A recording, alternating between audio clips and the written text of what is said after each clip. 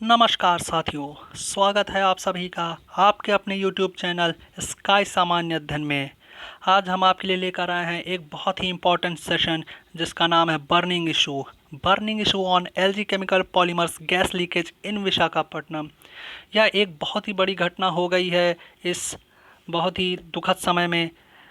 देखिए, जैसा कि आप लोग जान ही रहे हैं, कोरोना का कहर पूरी दुनिया में छाया हुआ है। उस बीच में ऐसी घटना हो जाना, आप समझ सकते हैं, जिसको कह सकते हैं ना, जले पर नमक छिड़कना। एक तरीके से वही हुआ है ये।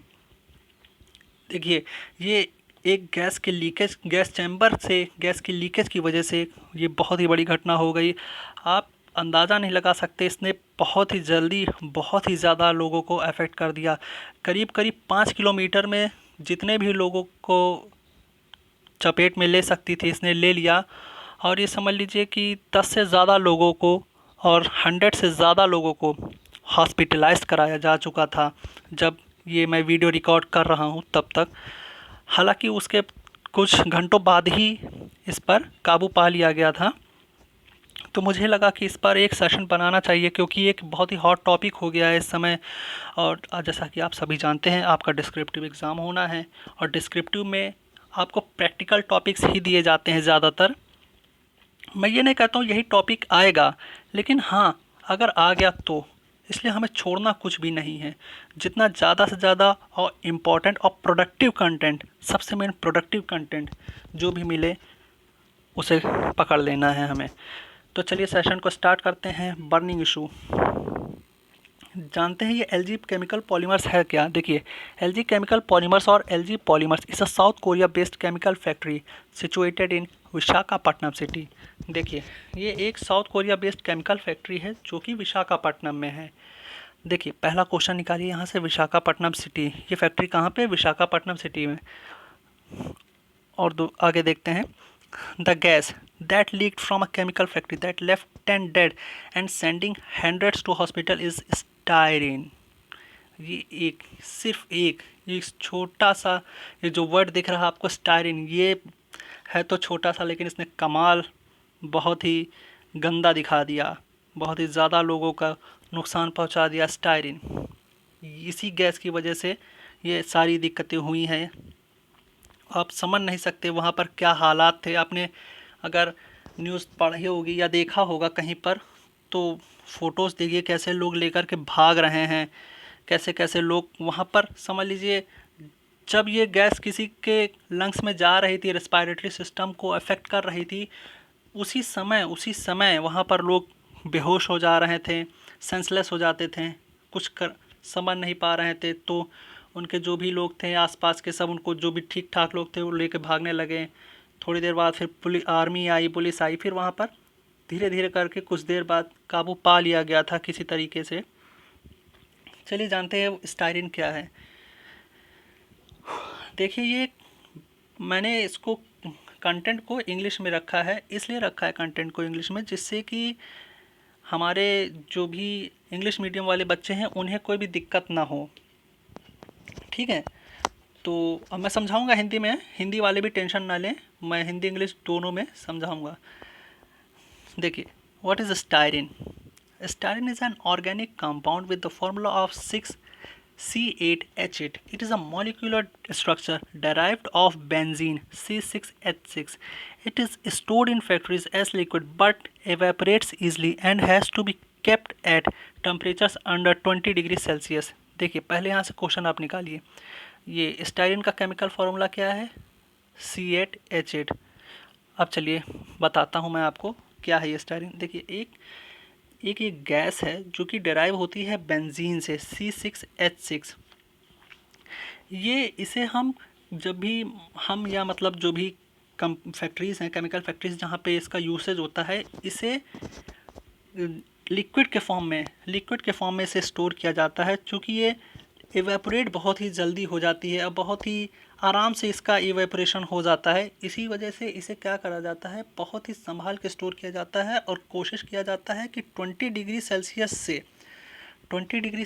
से कम ही टेम्परेचर रखा है जहाँ पर इसका स्टोरेज रहता है। तो आइए जानते हैं इसका यूसेज क्या है। Styrene is the main raw material for synthesis of polystyrene or C8H8. Polystyrene in turn is a versatile plastic that is used to make parts of various appliances such as refrigerators or micro ovens, automotive parts and parts of electronics such as computers, and also to manufacture disposable cups and in food package. इसे देखिए, इसे हम एक तरीके की raw material है जिसको synthesis किया जाता है पॉलीस्टाइरीन बनाने के लिए। पॉलीस्टाइरीन फिर एक वर्सटाइल प्लास्टिक में कन्वर्ट होता है जो कि कई अप्लायंसेस बनाने में काम आता है, जैसे रेफ्रिजरेटर्स में वर्क होता है, जैसे माइक्रो ओवंस में, ऑटोमेटिव पार्ट्स में, इलेक्ट्रॉनिक्स के जैसे कंप्यूटर्स में, मोबाइल्स में भी, मोबाइल्स में नहीं, जनरली मोबाइल्स में नहीं होता, कंप्यूटर्स में ही होता है। और ये मैन्युफैक्चर करता है डिस्पोजेबल कप्स को, उसमें भी हेल्प करता है, फूड पैकेजिंग में भी हेल्प करता है। तो ये हेल्पफुल गैस तो है। देखिए, हेल्पफुल तो गैस है, लेकिन गैस कोई भी हो, अगर उसका लीकेज हो गया तो ये समझ लीजिए वो एक बहुत ही डिलेट्रियस मतलब बहुत ही हार्मफुल उसका इफ़ेक्ट होगा और नेचर को इफ़ेक्ट बहुत ही ज़्यादा करेगी, ये 100% है।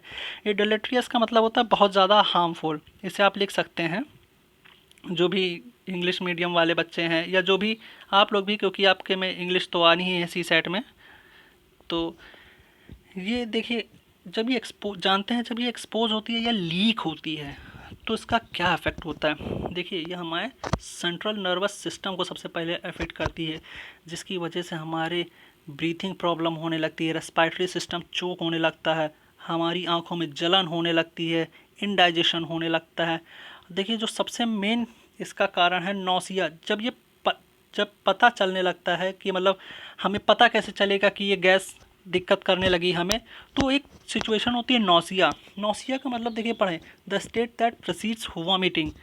मतलब अगर मैं सिंपल भाषा में कहूँ, इतनी टेक्निकल भाषा में ना कहूँ, तो नौसिया का मतलब ये होता है, जैसे आपने सुना होगा जब आपको कभी उल्टी आती होगी, जब आपने महसूस किया होगा उल्टी आती है, तो उसके पहले आपको ऐसा लगता नहीं कि आप जब कहते हैं कि मेरा जी मचला रहा है, वो जी मचलाने वाली जो सिचुएशन है ना, उसे ही हम नौसिया बोलते हैं। जी मचलाने वाले सिचुएशन को ही हम नौसिया बोलते हैं। तो नौसिया से पता चल जाता है कि ये गैस अफेक्ट करने लगी है हमें। सिर्फ नौसिया से ही नहीं पता चलता, कई और कारण भी हो सकते हैं, जैसे कि यहाँ पर लिखा हुआ है irritation of ice, breathlessness, respiratory systems. लेकिन नौसिया एक जैसे कि पता ही चल जाता है कुछ उल्टी होने वाली है, वॉमिटिंग होने वाली है, तो उसके पहले जब पूर्वानुमान हो ही जाता हो तो इसका मतलब कहीं ना कहीं ये इम्पोर्टेंट होगी नौसिया। तो इसे भी आप ज़रूर ध्यान रखिएगा। और ये सारी चीज़ें जो मैंने आपको यहाँ पर लिखी है ना, केमिकल फार्मूलाज जो भी, जैसे देखिए C8H8, बेंजीन का C6H6, और ये 20 डिग्री सेल्सियस में रखा जाता है इसे। ये सब जब आप अपने एग्ज़ाम में मतलब अपने आप डिस्क्रिप्टिव में लिखेंगे ना, तो आपको ये बहुत ही एक एज देगा, वहाँ पर आपका जो राइटिंग होगा वो सबसे अलग होगा। यूसेज, ये थोड़ा इसको 1-2 बार पढ़ लीजिएगा आप इन सही चीज़ों को, उस जैसे कि आपको ये दिमाग में रहे। हालांकि जब ये एग्ज़ाम होगा आपका, डिस्क्रिप्टिव होगा, डिस्क्रिप्टिव से कुछ दिन पहले आपको इसका और ही विस्तार में बता दिया जाएगा एक बार, वरना अगर जैसे ना बताया जाए तो आप ज़रूर ध्यान दिला दिएगा, तो हम आपको फिर से इसके बारे में एक्सप्लेन कर देंगे। तो चलिए फिर यहीं पर वाइंड अप करते हैं इस छोटे से सेशन को। बहुत ही छोटा सा सेशन था, सिर्फ मैं चाहता था कि आपको इसके बारे में जानकारी मिले थोड़ी बहुत, जिससे कि आप डिस्क्रिप्टिव में कहीं फंसे ना। देखिए, साथ में सब कुछ तैयारी पे हमको स्ट्रॉन्ग करना है। मैदान में उतरेंगे हम तो सुई लेकर के नहीं उतरेंगे, तलवार लेकर के उतरेंगे, ठीक है ना। तो आप किसी प्रकार की टेंशन मत लीजिए, पढ़ाई करिए, लॉकडाउन का भरपूर फ़ायदा उठाइए, घर में रहिए, बाहर मत निकलिए। तो चलिए ये इसको यहीं पर वाइंड अप करते हैं और मिलते हैं आपसे नेक्स्ट सेशन में। और हाँ, अगर आपको ये वीडियो अच्छी लगी हो तो इसे लाइक करिए, सब्सक्राइब करिए चैनल को अगर आपने अभी तक सब्सक्राइब नहीं किया है, बेल आइकन को प्रेस करिए, और सबसे ज़रूरी चीज़, इसे आप अपने दोस्तों के साथ भी शेयर करिए। देखिए, ये हम आप ही लोग के लिए लेकर के आए हैं, आपके बेनिफिट्स के लिए ही। तो आप प्लीज़ हम लोग का सहयोग करें, और हम लोग आपके साथ तब तक हैं जब तक आपका सिलेक्शन नहीं हो जाएगा। तो चलिए मिलते हैं आपसे नेक्स्ट सेशन में, तब तक के लिए जय हिंद।